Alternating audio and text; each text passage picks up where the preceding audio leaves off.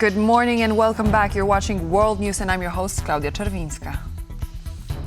A tsunami warning has been issued for the North Pacific Ocean region following an 8.8 magnitude earthquake off Russia's eastern Kamchatka Peninsula.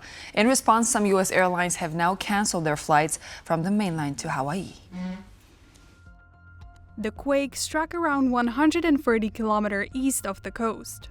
Tsunami warnings were issued for Russia, Japan, the US, Canada, Taiwan, Peru, Mexico, the Philippines, and more. US President Donald Trump took to his social media platform to share the advisory. Due to a massive earthquake that occurred in the Pacific Ocean, a tsunami warning is in effect for those living in Hawaii. A tsunami watch is in effect for Alaska and the Pacific coast of the United States. Japan is also in the way. Please visit tsunami.gov for the latest information. Stay strong and safe. The tsunami has already hit the Russian northern Kuril Islands, where authorities have now declared an emergency following flooding that damaged local housing. No injuries have been reported so far. Japanese authorities have issued a red level warning for the whole of the country's east coast and a yellow tsunami alert for its west coast. The east is projected to expect waves up to 3 meters tall. So far, 50-centimeter high waves have been reported on the coast. The Fukushima Daiichi nuclear power plant was evacuated. The U.S. Coast Guard ordered all commercial vessels to evacuate harbors in Hawaii, and local residents are reportedly moving to higher ground in preparation for the impact. Those in coastal areas where the tsunami warnings have been issued were advised to seek safety and avoid beach areas and taking photos of the incoming waves. According to Romanian emergency services, the death toll from floods in the country rose to at least 3 by Tuesday night. Since Sunday, the Suceava and Neamț regions experienced heavy downpours, which resulted in at least 2,500 people receiving injuries or losing their homes. The Romanian Civil Service announced that on Tuesday evening, officers recovered the remains of a 66-year-old male from a river. The two other victims of the natural disaster are women aged 85 and 89. Overall, the floods in Romania prompted the country's authorities to evacuate over 1,000 people since Monday morning. In response to the scale of the disaster, local authorities in Neamț have appealed to Prime Minister Ilie Bolojan to support the recovery efforts. According to weather forecasts, by noon Wednesday, the rain should stop in the central and eastern parts of the country. Farmers and authorities in Ukraine's southern Zaporizhzhia and Kherson regions are battling to protect crops from locust invasion. Local media report that around 30 square kilometers of sunflower crops have been so far hit. Experts say that Russia's demolition of the Kakhovka hydroelectric dam in 2023 created swampy breeding grounds that have led to the infestations. Farmers say the war is also limiting their ability to tackle the swarms because crop spraying planes they would have previously used are grounded by the fighting. On Tuesday, Albanian authorities arrested 18 people on charges of starting wildfires all around the country. Since mid-June, more than 120 square kilometers of land, including forests and olive groves, have been damaged by fires. As stated by the Albanian Interior Ministry following the arrests, arson is not just a crime but also a threat to life, nature, and the future. People convicted of intentionally starting a fire now face up to 5 years in prison.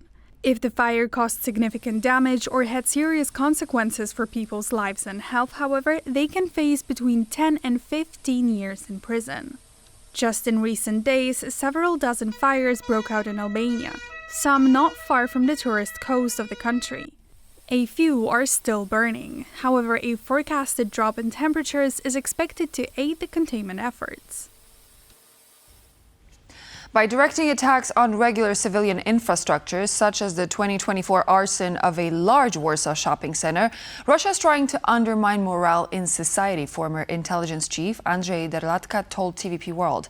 And because this hybrid war is directed against society, he says the role of normal citizens is also vital to combat it. This is something which is unregular. People behave in some way. We observe other people on streets, in magazines, in shops, etc., we know how can they behave. If somebody is staying, is making pictures, it is observing, looking for something.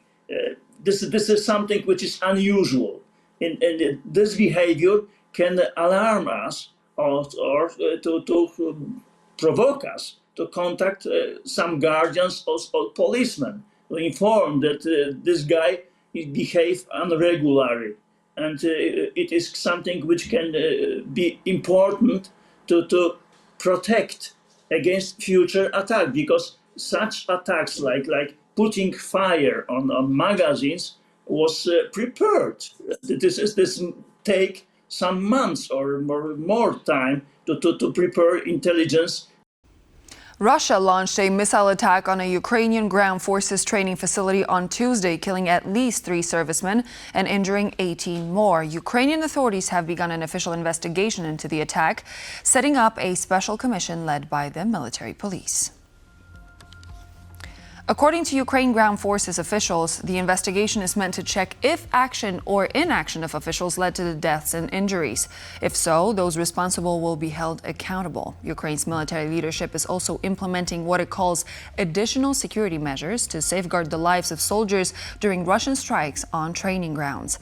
The attack came after a series of Russian strikes on Ukrainian military facilities in May and June, including a previous attack on a training facility in which 12 soldiers were killed and a further 60 injured. Speaking during his nightly address, Volodymyr Zelensky said that Russia is ignoring calls to end the war and that more international pressure is needed to push Moscow towards the negotiating table. At the same time, the Ukrainian president thanked his U.S. counterpart, Donald Trump, for continued backing of Ukraine's army.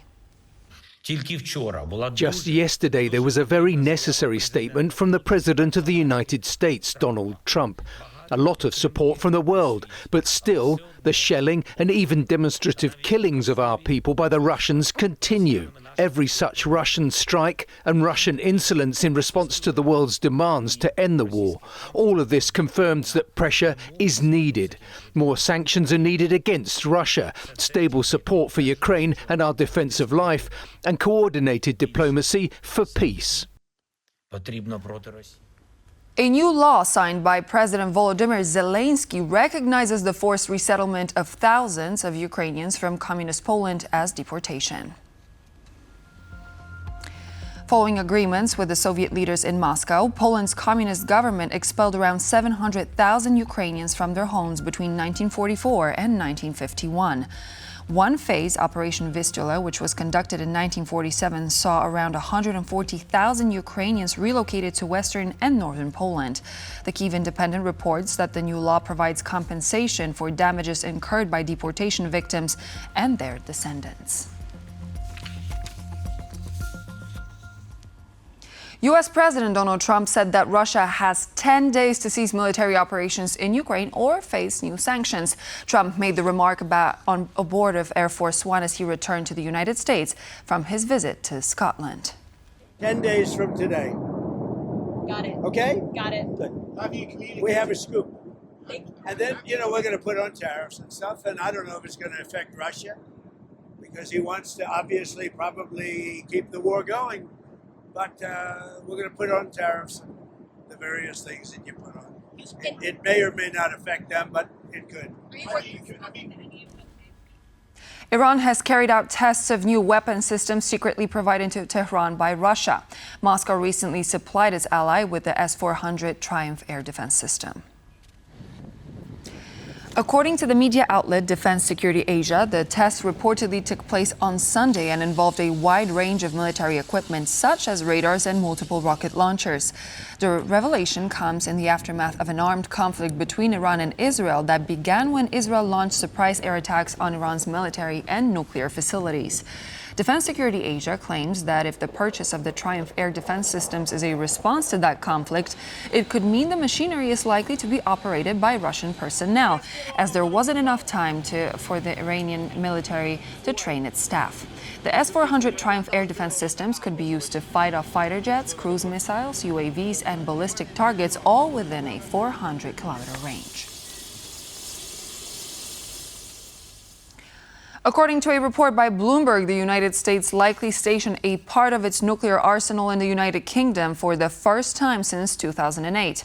The report comes as Washington seeks to reaffirm solidarity with its European allies amid increased threats coming from the Kremlin. The report came late last evening after U.S. President Donald Trump met with British Prime Minister Keir Starmer. The media outlets, citing open source data and defense analysts, said that the U.S. likely transferred the nuclear weapons on July 16th. Reportedly, the deliveries include thermonuclear bombs that are a newer version of a weapon developed during the Cold War. MEPs from Hungary's ruling coalition are reportedly claiming that the EU's trade deal with the United States was drawn up with what they said was a secret clause that promotes Ukraine's interests. The deal was announced on Sunday after European Commission President Ursula von der Leyen met with President Donald Trump in Scotland. The agreement set tariffs of 15% on most EU goods exported to the United States. Hungary's national news agency, MTI, reports that MEPs from Fidesz and the Christian Democratic People's Party are demanding the alleged secret clauses be made public. In a statement, the MEPs called the deal disastrous. Convicted war criminal Ratko Mladic has been denied earlier release from prison on health grounds. According to a statement released by the International Residual Mechanism for Criminal Tribunals, though Mladic's health is questionable, he remains in stable condition and therefore there are no grounds for earlier release. The war criminal asked to be released earlier from prison to undergo medical treatment in Serbia. While Mladic's health documentation was removed from available court documents, it's widely known he suffers from cognitive disorders. As a result, the disgraced general had to be hospitalized twice just this year. According to the president of the International Residual Mechanism for Criminal Tribunals, Mladic's medical records clearly indicate he's nearing the end of his life. At the same time, the president noted that Mladic is receiving sufficient care in The Hague, where he will continue serving a life sentence for genocide, war crimes, and crimes against humanity. After spending just a week in his native Poland, astronaut Sławosz Uznański-Wiśniewski is going back to the United States. In Houston, Texas, the Pole will meet with representatives of NASA, Axiom, and SpaceX. According to his social media, the week Uznański-Wiśniewski spent in Poland was very busy. He met with Polish government officials to discuss the future of Polish space research. One of the key results of the meetings was Polish Prime Minister Donald Tusk's declaration that he intends to create a technology center for the European Space Agency in Poland.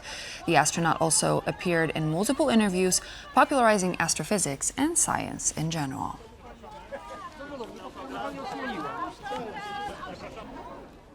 Passengers may soon be allowed to bring up to 2 liters of liquids in their carry-on luggage. The change, pending final approval, will apply to airports across Europe. Currently, liquid containers in carry-on luggage are limited to a maximum of 100 milliliters, but the European Commission has recently proposed a rule change.